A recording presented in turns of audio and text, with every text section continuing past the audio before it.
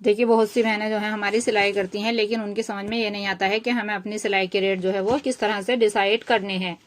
तो देखिए कभी कभी जो है ऐसा होता है कि हम अगर कम रेट रखते हैं तो हमें लगता है कि हमारी मेहनत ज्यादा है और पैसा जो है कम है, और अगर हम ज्यादा रेट रखते हैं तो लगता है कि कहीं हम अगर ज्यादा रेट लेंगे तो हमारा जो है कस्टमर वापस नहीं चला जाए। तो आज मैं आपको देखिए स्टेप बाय स्टेप यही बताऊंगी कि सही सिलाई रेट क्या होने चाहिए और रेट जो है आप किस तरह से डिसाइड करें।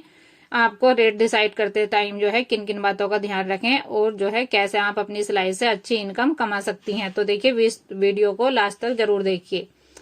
तो देखिए सबसे पहले बात करते हैं हम। आपको जो है सबसे पहले ये समझना है कि सिलाई के रेट जो है वो कभी फिक्स नहीं होते हैं, क्योंकि हर टेलर जो होता है या हर सिलने वाली जो होती है उसका एक्सपीरियंस जो होता है वो अलग अलग होता है, उसकी जो डिजाइनिंग होती है वो अलग अलग होती है और मेहनत जो होती है वो भी अलग अलग होती है। और उससे भी ज्यादा जो हमारा मतलब इम्पोर्टेंट होता है वो होता है एरिया, यानी जहां पर हम रह रहे हैं, जहां पर हमारी दुकान है या जहां के हमारे कस्टमर हैं वो किस तरह के हैं, उनकी कंडीशन जो है क्या है। इसलिए आप किसी और के रेट को कॉपी नहीं कर सकती हैं। आपको अपनी कंडीशन के हिसाब से और अपने कस्टमर के हिसाब से जो ही अपने रेट डिसाइड करने होते हैं। तो देखिए सिलाई रेट जो है डिसाइड करने के 6 इंपॉर्टेंट जो फैक्ट हैं वो मैं आपको बता रही हूँ। सबसे पहले जो है जो मेन पॉइंट है वो है हमारा कपड़े का टाइप, यानी कपड़ा जो है हमारा वो किस तरह का है जिसको हमें सिलना है। देखिए अगर आपका कपड़ा जो है कॉटन है, सिल्क है, जॉर्जेट है, शिफॉन है या वेलवेट है तो इसके हिसाब से जो है हमारे अलग अलग रेट होंगे।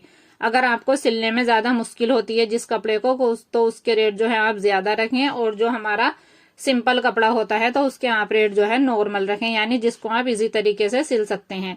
सबसे ज्यादा जो हमारा मेन पॉइंट होता है वो होता है यानी हमारी टाइमिंग, कि किस कपड़े को सिलने में हमें कितना टाइम लग रहा है। आप कपड़े के हिसाब से और टाइम के हिसाब से अपने रेट जो है वो फिक्स करें।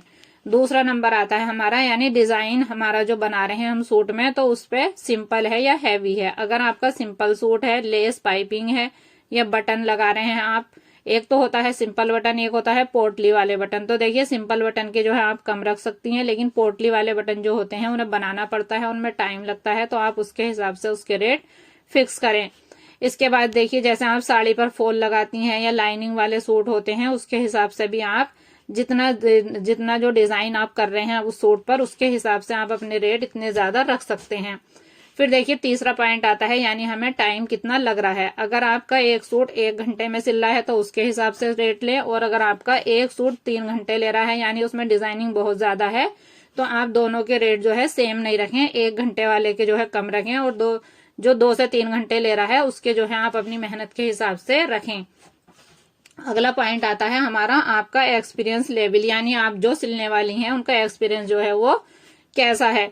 अगर आप जो है बिगिनर्स हैं तो देखिए आपको अगर आपका 1-2 साल का एक्सपीरियंस है तो आपका हाथ में इतनी फिनिशिंग नहीं होगी, या होता है बहुत सारी लेडीज के, बहुत सारे टेलर्स के हाथ में जो है कम टाइम में भी बहुत अच्छी फिनिशिंग आ जाती है, तो आप उसके हिसाब से जो है मीडियम प्राइस ले सकते हैं। लेकिन अगर आपके जो है एक्सपर्ट हैं, बहुत ही अच्छी प्रीमियम क्वालिटी जो है आप देते हैं, तो उसके हिसाब से आप ज्यादा रेट रखें अपने।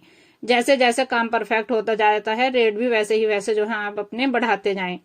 फिर देखिए आता है एरिया और लोकेशन। अगर आप गांव में रह रहे हैं तो आप उसके हिसाब से रेट डिसाइड करें, क्योंकि गांव में जो है ज्यादा रेट नहीं देती हैं, फिर गांव में जैसे ज्यादा लेडीज सिलने वाली होती हैं तो वहां पर कंपटीशन भी ज्यादा होता है, और वो जो है उसी के हिसाब से जो है आप रेट लें, लेकिन इतने भी कम नहीं लें। आप अपने काम की और क्वालिटी के हिसाब से जो है अपने रेट फिक्स रखें। फिर है जैसे स्मॉल टाउन होता है, यानी छोटे छोटे जो टाउन एरिया होते हैं, कस्बे जो होते हैं, अगर आप वहां पर आपका बुटीक है या आप वहां पर सिलाई करती हैं तो आप उसके हिसाब से लें। और अगर आप सिटी में रहती हैं तो सिटी में देखिए बहुत अच्छा जो है आपको सिलाई के रेट जो है मिल जाते हैं, और वहां पर जो है आप बहुत अच्छे से अपनी इनकम को बढ़ा सकती हैं। सिटी में रेट जो है वो देखिए थोड़ा हाई होता है, इसलिए आप अपने एरिया के मार्केट देखकर ही अपने हिसाब से जो है रेट लें।